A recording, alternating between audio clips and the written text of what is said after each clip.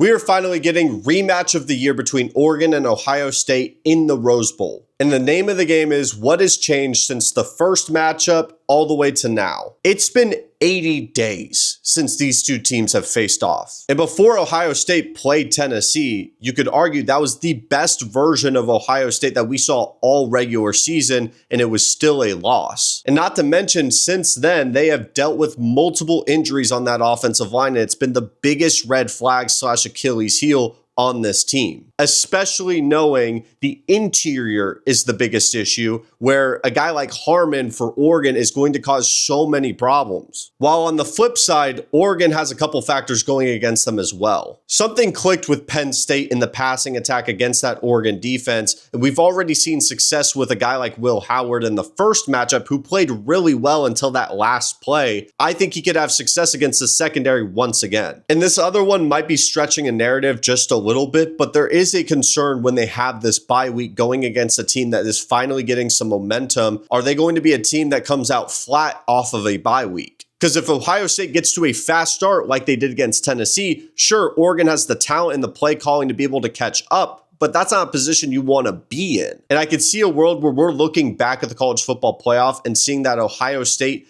got that momentum started with Tennessee and was able to roll it after matchup. But this is the point where we're going to have to see it replicated. And in terms of my prediction, I'm thinking they're going to be able to replicate it just enough. I think 85% of what we saw with Tennessee, if that can be replicated from a week-to-week basis, they can win a national title. I'm going with Ohio State to win a very close one against Oregon and what could potentially be game of the year.